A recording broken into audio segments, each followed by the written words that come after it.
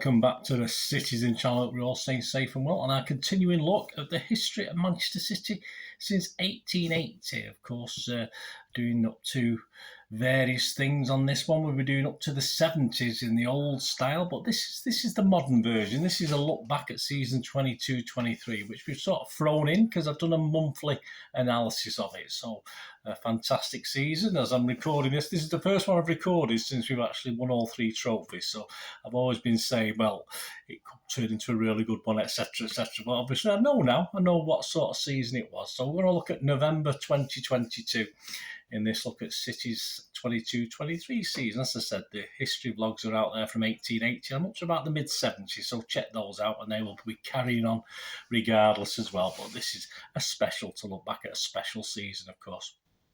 Please, if you're new to the channel, push that subscribe button, push the bell notifications. Great to have you on board. Everything City, past, present, and forever. Oh, as long as I'm here anyway, which is forever for me, isn't it? Simple as. So please enjoy. And if you can press that like button, guys. I'm trying to get between 20 and 30 likes. Yeah, I can get more than that. Sometimes these history vlogs are a bit less thumbs up. So please give us that thumbs up if you're watching this. At least if you're watching a bit of it, if you could do that, I'd be most appreciated. So yes, what we do, we look back at the season or last season, as I'm recording this month by month through the use of social media, newspaper articles, headlines, and of course any personal observations I made at the time or little notes I made of what was going on. So we're going on to November. It's the last 4 games, don't forget, before the World Cup break, and they were all at the Etihad. Yes, so it's quite expensive if you're nipping to the Etihad for these 4. It all started with the return game against Sevilla in the Champions League on the 2nd of November. Of course, it ended City 3, Sevilla 1, and it was match day 6. Already group winners. We made 7 changes to the team that had beaten Leicester previously at the King Power. It was a pretty dire first half where City possibly deserved to be losing with chances few and far between. A much better performance second half as changes were made. Rico Lewis got his debut goal, and from then on Sevilla wilted as City finally turned the screw. Alvarez, who assisted Lewis's goal from a superb KDB assist, made it 2, and Alvarez was on hand again to set up Mahrez to settle the tie. In the stands, a bit sad, but it all turned out okay in the stands. Legend Mike Sullivan was taken ill at this game, but all was okay. He was just feeling a little bit unwell on the night.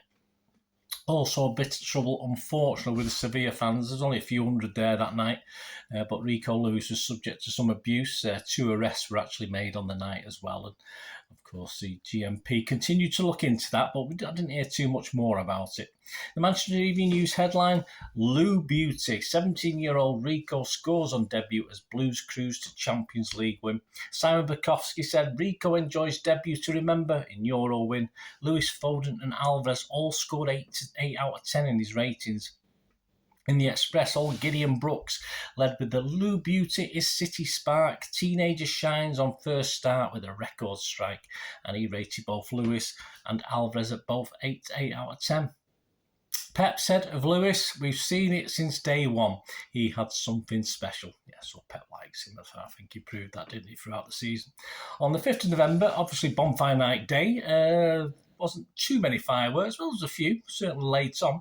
We saw a 3 p.m. kickoff, very few and far between, but there's a few this season, actually, wasn't there, at the Etihad for match day 13. We were sat 2 points behind Arsenal before kickoff, and it ended City 2, Fulham 1.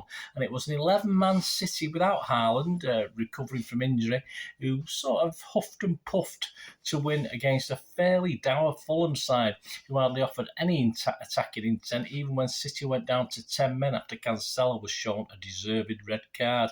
All credit to City's 10 men. We kept going and earned a little bit of luck with the penalty in the 95th minute, which Haaland put away. We kept the pressure on Arsenal, a victory that looked unlikely as the 90 minutes tipped by into injury time. Yeah, that's why we're champions, I wrote at the time.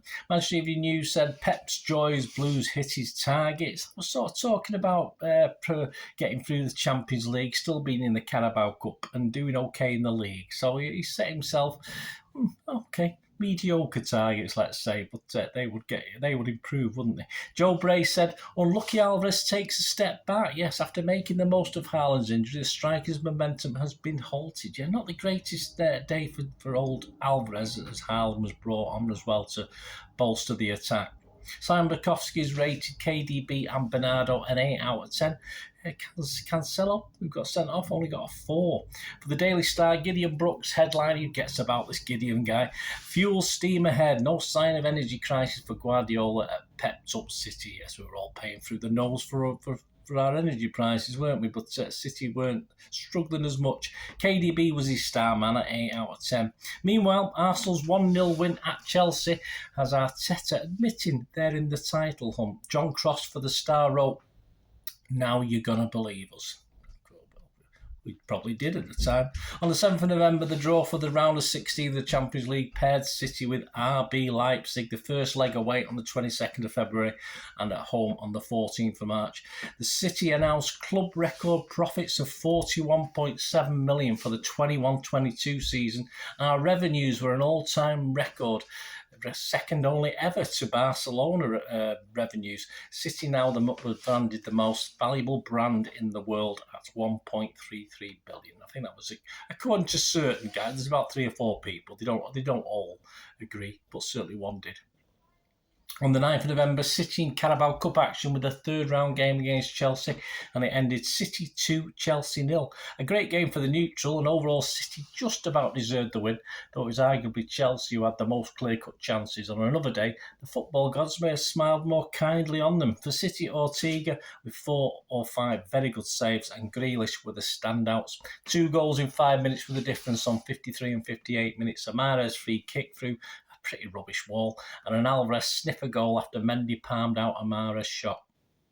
Manchester Evening News headline, double trouble. Pep planning to play Haaland and Alvarez. Yes, he wasn't going to shy away from rotating at that stage. We'll see. Tyrone Marshall, City's new Argentine favourite, is magic. Yes, Alvarez is in the good books again. A bit in and out, wasn't it? But, of course, at this stage he was. Ortega, Grealish and Alvarez were all top-rated with 8 out of 10s.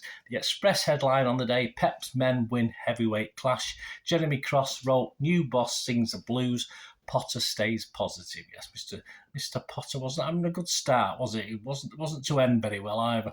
On the 12th of November, into our last game before the World Cup break, did our players have their minds elsewhere? Probably, as we stumbled to a late defeat, of course. City 1, Brentford 2 on match day 14. Despite having 29 shots in the game, it was Brentford who were far more clinical, with, naughty boy Ivan Toney scoring both goals. A Phil Foden stunner was the only thing City had to look back on with pride, although at least Ederson had an okay game on the night, and things could have been far worse as far as the scoreline. Tyrone Marshall leads with shock B's defeat will sting Blues for weeks. I like that, Tyrone. Gundogan, we are frustrated and disappointed. Gundogan scored a 4 out of 10 rating on this one. In the Mirror, Gideon Brooks wrote, B steps to heaven. I like that as well. Brentford had a 3-point plan, he said, to halt City and steal victory, and it worked perfectly. It certainly did. Well, his 4 out of 10 didn't go to Gundo, it went to Cancelo. Almost as bad. Arsenal won at Wolves, so City went into the break in second spot, just fine. Well, what was looking a big 5 points behind the Gunners. We played the same games. Arsenal had 37 points. We had 32. Just 2 points ahead of Newcastle, who'd actually played a game more at the time.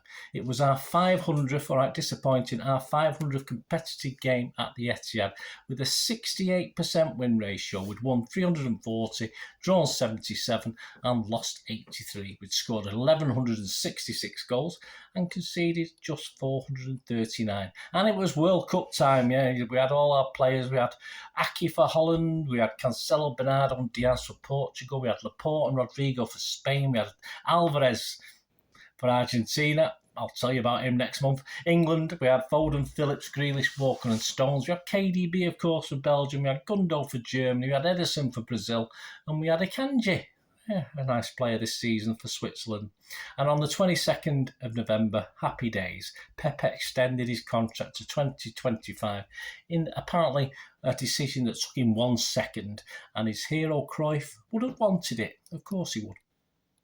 Please join me. That's the end of that. Join me after the World Cup. Join me in part 6 of Return to Action with, of course, a World Cup winner in our ranks, which is nice. And what a game to start. The return to football, the return after the World Cup with a visit of Liverpool. All right, not a league game, but it's the Carabao Cup. So what a game to start. Please join me for that. I hope you enjoyed that. Leave us your views, your memories. It'd be great to hear from you. Hope you enjoyed that. Please, until we meet again, only ask one thing, don't I? Please stay safe, Blues. Come on, City. Bye for now.